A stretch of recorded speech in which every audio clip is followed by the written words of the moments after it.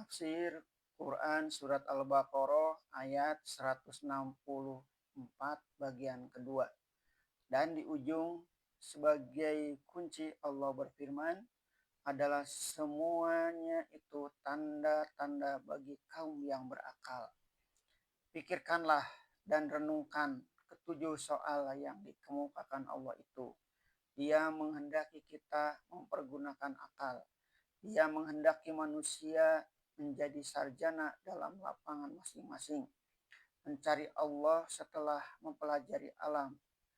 Itu sebabnya di dalam surah Al-Fatir ayat 28 dengan tegas Allah berfirman, A'udzubillahi minasyaitonirrajim.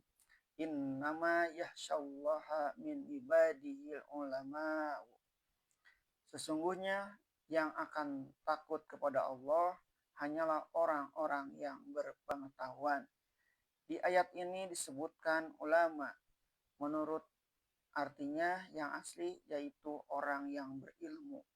Dengan ayat ini dapatlah kita pahamkan bahwasannya mencari Allah dalam ajaran Islam adalah dengan memperdalam penyelidikan tentang alam. Maka Allah yang didapat dari sebab ilmu itu jauh lebih mendalam pengaruhnya atas jiwa dan budi daripada apa yang ditentukan ilmu sifat 20 atau susunan manusia atau ilmu teologi orang Kristen yang memberi bentuk Tuhan itu sebagai manusia atau Tuhan menjelmakan diri sebagai manusia. Penyelidikan ilmu-ilmu pengetahuan yang telah demikian tinggi pada abad kita ini rupanya telah membawa para sarjana kepada keimanan akan adanya Allah menurut sistem yang diajarkan oleh Al-Quran ini. Beberapa buku tentang kepercayaan kepada adanya Allah yang Maha Kuasa ditinjau dari segi ilmu telah banyak dikeluarkan orang.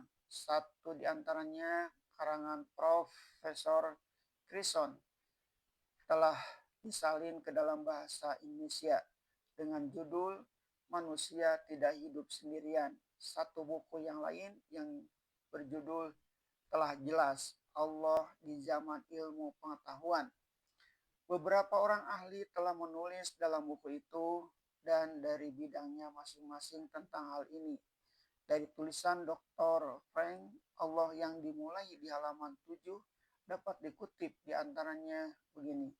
Pastilah asal-usul alam ini ada penciptanya, yaitu yang dahulu tidak ada permulaan, yang maha tahu dan maha meliputi pengetahuannya itu atas segala-galanya. Maha kuat yang kekuasaannya tidak terbatas. Pastilah seluruh yang ada ini Dia yang menciptakan. Dan Dia adalah akal yang tidak berkesudahan. Dia Allah dengan sendirinya. Dengan hikmah yang maha sempurna mencipta bagian-bagian dari proton itu. Sehingga bisa menjadi penetapan dari hidup. Maka Dia bangunkan dan Dia beri bentuk dan diberinya anugerah rahasia hidup. Di halaman 41 didapat pula tulisan Dr. Josh Early David. Bertambah maju kendaraan ilmu pengetahuan dan bertambah jauh terbelakang segala dongeng hurafat kuno.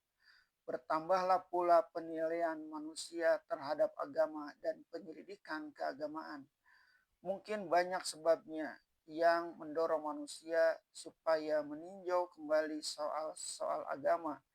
Tetapi kita percaya bahwa semuanya itu pulangnya kepada satu sebab jua, yaitu keinginan manusia yang sangat jujur, hendak sampai kepada kebenaran. Maka hendaklah kita pisahkan dalam hal ini di antara melawan agama atau keluar dari agama dengan ateis atau tidak bertuhan, ilhad. Dan kita akui bahwa orang yang keluar dari sebagian pikiran-pikiran kuno beragama yang diterima dari ajaran setengah agama karena hendak percaya kepada satu wujud yang maha kuasa dan maha agung. Belumlah dituduh bahwa orang itu telah ateis tidak mempercayai Tuhan. Orang semacam ini mungkin tidak memeluk suatu agama, tetapi dia percaya bahwa Tuhan Allah ada. Bahkan boleh jadi imannya kepada adanya Allah berdiri atas sendi-sendi yang amat kukuh. Maka kalau kita turutkan pelajaran pencari Allah yang ada dalam Al-Quran dengan saksama, akan bertemulah kita